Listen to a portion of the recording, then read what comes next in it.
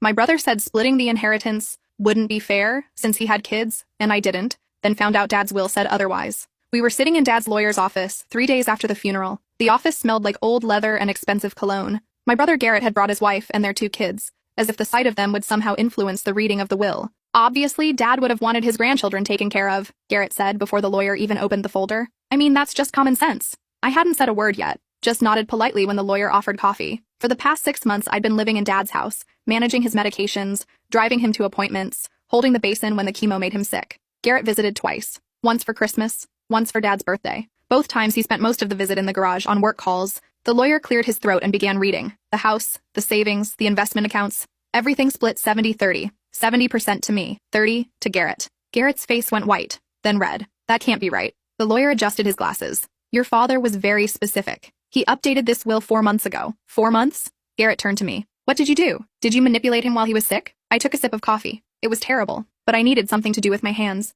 Your father left a letter, the lawyer said, sliding an envelope across the desk to Garrett. He wanted you to read it here. Garrett's hand shook as he opened it. I watched his eyes scan the page. Dad's handwriting was shaky, but legible. I'd already read my copy at home. This is insane, Garrett whispered. But he kept reading. I knew what it said. How Dad had called Garrett 17 times during his bone marrow biopsy. How Garrett's voicemail was full. How I was the one who learned to change Dad's PICC line, who researched clinical trials at 2 a.m., who held his hand through every nightmare. The letter didn't say it meanly. That wasn't Dad's style. It just stated facts. Garrett's wife put her hand on his arm. We should contest this. You can try, the lawyer said mildly. Though your father was evaluated by 2 doctors who confirmed his mental competency when signing, the meeting ended in silence. Garrett left without looking at me. That was 3 weeks ago. Yesterday, Garrett's wife called. Her voice was different, smaller. We need to talk about Garrett. My stomach dropped. What happened? He's been diagnosed with early-onset Alzheimer's. The doctors say it's aggressive. He's going to need round-the-clock care within a year. The silence stretched between us. We can't afford the kind of facility he needs, she continued. With the medical bills and the kids' college funds,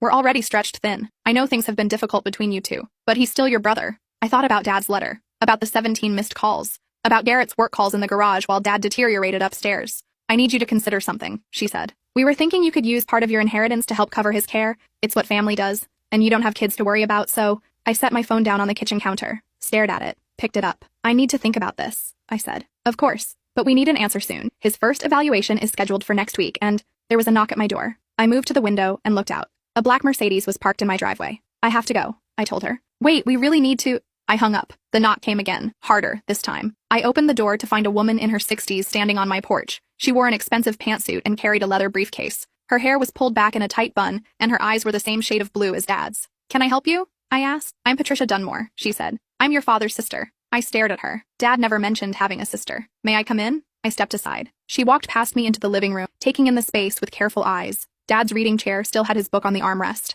I hadn't been able to move it. Patricia sat on the couch without being invited. She set her briefcase on the coffee table and opened it. I know you're confused, she said. Your father and I were estranged for 37 years. We had a falling out when he was 23. I recently learned of his death through a mutual contact. Why are you here? She pulled out a folder. Because your father's lawyer contacted me. Apparently there's a second will, one that supersedes the document read 3 weeks ago. My hands went cold. That's impossible, I said. The lawyer told us. The lawyer knew about the first will. This second one was kept with my attorney in Boston. It was written 8 years ago, long before your father got sick. She slid the folder across the table. Everything is legitimate. I've had 3 different law firms verify it. I didn't touch the folder. What does it say? Patricia leaned back. Your father left specific instructions. The 70-30 split remains in effect, but only if certain conditions are met. If those conditions aren't fulfilled within 90 days of his death, the entire estate goes to charity, the American Cancer Society specifically. What conditions? You have to take care of Garrett. The words hung in the air between us. Excuse me? Your father knew about Garrett's diagnosis. He'd known for 2 years. I stood up. That's not possible. My sister-in-law just told me yesterday. Patricia opened another document. Your father received a call from Garrett's neurologist 23 months ago. Garrett had put your father down as his emergency contact and forgot to update it. The doctor thought your father should know. She showed me a phone record.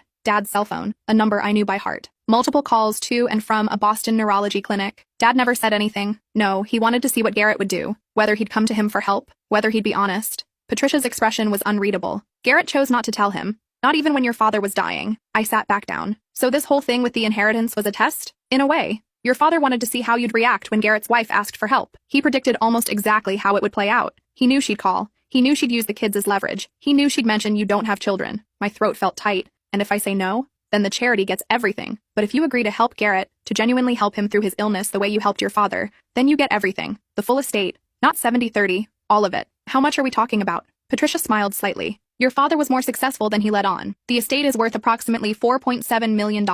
I couldn't breathe. That can't be right. The lawyer said, the first will only cover assets your father held in his own name. The rest was in trusts, investment accounts, and property holdings that weren't disclosed in the initial reading. Your father was very good at keeping secrets. I thought about the house, the modest car, the simple life Dad had lived. Why would he hide this? Because he wanted to see who people really were. Garrett knew about some of it. Not all of it, but enough. That's why he was so angry about the 30%. He thought he was being cheated out of millions. Patricia stood and walked to the window. Your father made a lot of money in commercial real estate in the 80s. He sold everything right before the market crashed in 2008. Then he invested in tech stocks that most people had never heard of. By the time he got sick, his portfolio had grown to a size that would have changed how people treated him. So he pretended to be middle class? He wanted authentic relationships. He wanted to know who would show up when there was nothing to gain. She turned to face me. You showed up. Even when it was hard. Even when Garrett didn't. I looked at the folder on the table. What happens if I don't decide within 90 days? Today is day 73. You have 17 days left. And I have to help Garrett? What does that even mean? Pay for his care? Visit him?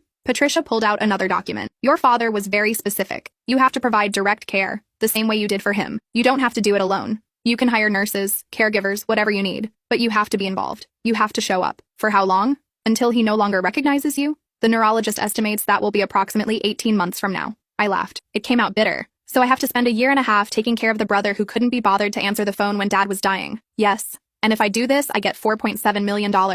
Minus taxes and the cost of Garrett's care. But yes, essentially. I stood and walked to Dad's chair, picked up his book. It was a biography of Theodore Roosevelt, bookmarked halfway through. He'd never get to finish it. Can I ask you something? I said. Of course. Why did you and Dad stop speaking? Patricia was quiet for a long moment. I told him he was wasting his life. He'd just married your mother and I thought he was settling. I wanted him to move to New York to build something bigger. We said things we couldn't take back. By the time I realized I was wrong, 30 years had passed. Pride is a hell of a thing. Did you ever try to reconcile? Once. About 5 years ago. I called him, but he'd changed his number. I sent a letter to his old address, but it was returned. I hired a private investigator, but by the time I found him, he'd already been diagnosed. I didn't want our reunion to be about him dying. She looked at me. I regret that decision every day. The afternoon sun was coming through the windows at an angle, hitting Dad's chair the way it always did around 3 p.m. He used to sit there and read until dinner. He talked about you once, I said. I was maybe 12. We were driving somewhere, and a song came on the radio. He got this look on his face, sort of sad and distant. He said he had a sister who loved that song. Then he changed the station and never mentioned it again. Patricia's eyes were wet, but she didn't cry. Bridge over troubled water? I nodded. She sat back down, suddenly looking older. We used to sing it together when we were kids. Terribly, I might add.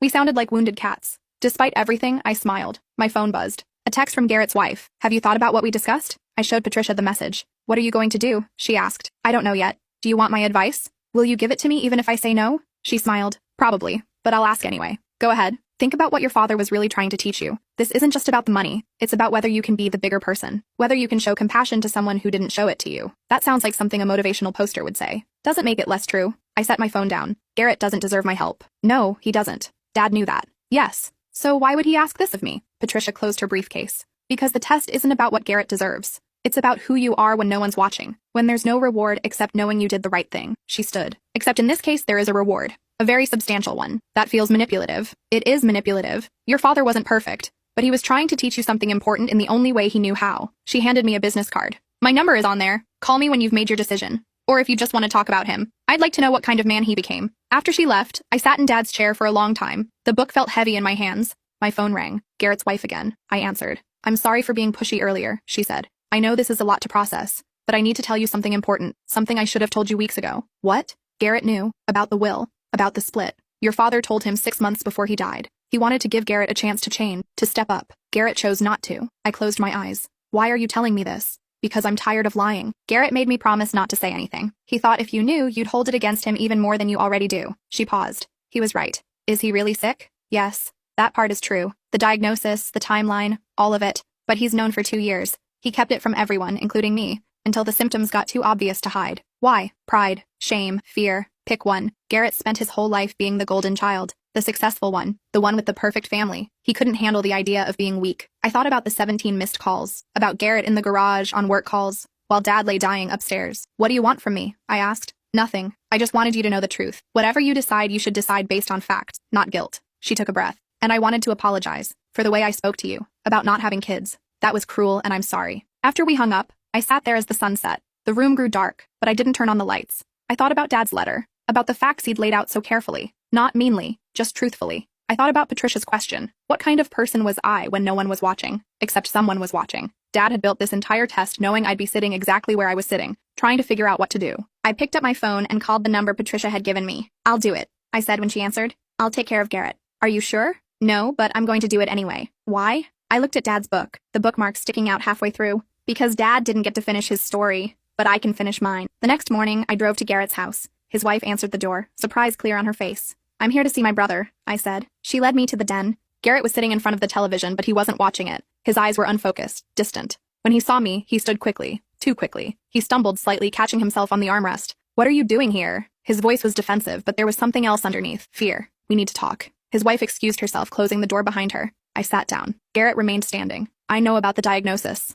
I said. "I know you've known for 2 years. I know Dad told you about the will 6 months before he died." Garrett's face crumbled. He sat down heavily. "I'm sorry," he said. "I'm so sorry. I wanted to be there. I wanted to help. But I couldn't. I couldn't watch him die knowing I was dying too. So you just didn't show up? I thought I had time. I thought I could fix things later, after he got better. But he didn't get better." Garrett's hands were shaking. "And now it's too late." I watched my brother fall apart in front of me. The golden child. The successful one. The one who'd always had it figured out. "I can't forgive you," I said. "Not yet. Maybe not ever." He nodded, wiping his eyes. "But I'm going to help you anyway." His head snapped up. "What?" "I'm going to take care of you, the way I took care of Dad. Not because you deserve it, not because we're suddenly okay, but because it's the right thing to do." "Why would you do that?" "Because Dad asked me to, and because I'm not you." Over the next 2 weeks, I moved some of my things into Garrett's guest room. I met with his neurologist, learned about his medications, and started coordinating his care. His wife went back to work, grateful for the help. The kids, teenagers now, were confused but accepting. Garrett was difficult at first. Defensive. He'd snap at me when I tried to help him remember his pills. He'd refuse to do the cognitive exercises the doctor recommended. He'd insist he was fine. He could handle it himself. He didn't need his little sister taking care of him. But slowly the fight went out of him. One night, about 3 weeks in, I found him crying in the kitchen at 2 a.m. "I can't remember where the glasses are," he said. "I've lived in this house for 12 years and I can't remember where we keep the glasses." I got him a glass from the cabinet, filled it with water. He drank it slowly, his hands trembling. "I'm scared," he whispered. "I know. I don't want to forget my kids. I don't want to forget my life. I'll help you remember," I said, "for as long as I can." The next day, I started a journal. I wrote down everything. The names of his kids, his wife, his parents, the address of his house, his favorite foods, the way he liked his coffee, stories from our childhood, details about his work, his friends, his life. I showed it to him that evening. "When you forget," I said, "I'll read this to you. I'll help you remember who you are." He hugged me then, first time in probably 20 years. "I don't deserve this," he said. "I don't deserve you." "No," I agreed. "You don't." But I stayed anyway. The months passed. Garrett's decline was gradual at first, then rapid. He'd forget conversations we'd had that morning. He'd ask the same questions over and over. He'd get confused about where he was, why I was there. His kids struggled. They'd come home from school and their dad wouldn't recognize them. Or he'd think they were still children, asking about homework from classes they'd taken years ago. I was there for all of it, the good days and the bad ones, the moments of clarity and the long stretches of confusion. 6 months in, Patricia came to visit. She sat with Garrett for an afternoon, telling him stories about Dad when he was young. Garrett listened, sometimes understanding, sometimes not. "You're doing a good thing," she told me later. "Your father would be proud." "I'm not doing it for pride. I know. That's why he would be proud." One evening, about 8 months into caring for Garrett, I was reading to him from the journal. His wife was at a parent-teacher conference. The kids were upstairs doing homework. "Dad called you 17 times, I read. "During his bone marrow biopsy. Your voicemail was full." Garrett looked at me with clear eyes. One of his increasingly rare moments of lucidity. "I know," he said. "I listened to the messages later." He sounded scared. "He needed me and I wasn't there." "Why didn't you call back?" "Because I knew if I heard his voice, really heard it, I'd have to admit he was dying, and I couldn't do that. So I just let the voicemails pile up." He started crying. I was a coward. I closed the journal. "Yes," I said. "You were. Do you hate me?" I thought about that for a long time. "No," I said finally. "I did, for a while. But hate takes too much energy, and you need all the energy I have. I don't understand why you're doing this." "Neither do I, sometimes." He smiled slightly. "That's honest, at least." The next day, he didn't remember the conversation, or me, or where he was. It was the beginning of the end. 90 days came and went. I called Patricia to confirm the conditions had been met. "More than met," she said. "I've been receiving regular updates from the care team. You've gone above and beyond. When do I get access to the estate? The probate process will take a few months, but I can start transferring some funds now if you need them for Garrett's care. That would help. I'll have my attorney draw up the paperwork." That night, I sat in Dad's chair. I'd brought it to Garrett's house along with his book. I'd finally finished it. The Theodore Roosevelt biography. The last chapter was about Roosevelt's later years after he'd left office, about how he'd traveled and written and lived fully until the end. Dad had underlined a quote, "Do what you can, with what you have, where you are." I understood now. This whole thing, the wills, the conditions, the test, it wasn't about the money. It was about whether I could look at someone who'd hurt me and still choose compassion. Garrett died 11 months later, peacefully, in his sleep. By then he didn't recognize anyone. Not his wife, not his kids, not me. But I was there, holding his hand, the way I'd held Dad's. At the funeral, his wife pulled me aside. "Thank you," she said, "for everything. I know it wasn't easy." "No," I agreed. "It wasn't. Why did you do it?" I thought about Dad's book, about the underlined quote. "Because I could." The estate was settled 3 months later. After taxes and Garrett's medical expenses, I netted about $3.2 million, more money than I'd ever imagined having. Patricia helped me set up trusts and investments. We had coffee every other week, talking about Dad, about Garrett, about life. "What are you going to do with it?" she asked one afternoon. "The money. I'm not sure yet. Part of it will go to Garrett's kids for college. They shouldn't be punished for their father's mistakes." "That's generous." "It's fair." I stirred my coffee. "I'm thinking about starting a foundation for families dealing with terminal illness, to help with expenses, with care, with all the things insurance doesn't cover. Your father would love that, would he?" "I never really knew what he wanted." Patricia smiled. "He wanted you to be happy, and to be kind. Looks like you figured out how to do both." I drove to the cemetery after that, stood between Dad's grave and Garrett's. They were buried next to each other, at Dad's request. I hadn't known about that request until after Garrett died, but it made sense. Dad had probably planned it years ago. "I passed your test," I told Dad's headstone. "I don't know if I'm supposed to feel differently now, enlightened or something, but mostly I just feel tired." The wind blew through the trees. Garrett said he was sorry, near the end. "I don't know if that matters to you." It didn't matter much to me, but I thought you should know. I sat down on the grass between them. "Patricia says you'd be proud. I hope she's right. I hope this was what you wanted. But honestly, Dad, I wish you'd just told me. All the games, all the tests, all the secrets. I would have helped Garrett anyway if you just asked. You didn't need to dangle millions of dollars in front of me." But even as I said it, I knew it wasn't entirely true. Without the money, without the stakes, would I have shown up? Would I have stayed through the hard parts? I wanted to believe I would have, but I couldn't be certain. "Maybe you knew me better than I knew myself," I admitted. I stayed there until the sun started to set. Then I drove home to Dad's house. My house now. The rooms were full of his things. Books, photographs, furniture, pieces of a life well lived, if quietly. I found his journal in his desk drawer. I'd never looked through his personal papers before. It felt invasive, but now I wanted to understand. The entries were sporadic. A few lines here and there, thoughts and observations. One entry, dated 2 months before he died. "Told Garrett about the will today. Gave him a chance to change. Not sure if he'll take it. Hope he does. Hope I'm wrong about him." 3 weeks later. Garrett didn't call. Not surprised. Disappointed, but not surprised. And then, a week before he died, called Patricia's attorney, set up the second will. "If I'm right about who my children really are, this will work out the way it should. If I'm wrong, well, cancer patients can use the money." The final entry was dated the day before he died. "Tired today, ready to rest, but also curious. Curious to see what happens next. Not to me. I know where I'm going. Curious about her. About whether she'll choose kindness over anger. I think she will. She's stronger than she knows." I closed the journal and set it back in the drawer. "I chose kindness," I said to the empty room. "But it was harder than you thought it would be." The house was quiet. I made dinner, ate alone at the kitchen table, washed the dishes, normal things, everyday things, but they felt different now, lighter somehow. I called Garrett's wife that evening. "How are the kids?" I asked. "Managing. It's hard, but they're resilient. I want to set up college funds for them, separate from everything else. They'll have full rides anywhere they want to go." She was quiet for a moment. "You don't have to do that." "I know, but I want to. Thank you. They'll appreciate it when they're older. Tell them it's from their grandfather, and their father, not from me." After we hung up, I opened my laptop and started researching nonprofit organizations. How to start them, how to run them, what families dealing with terminal illness actually needed. The foundation took shape over the next year.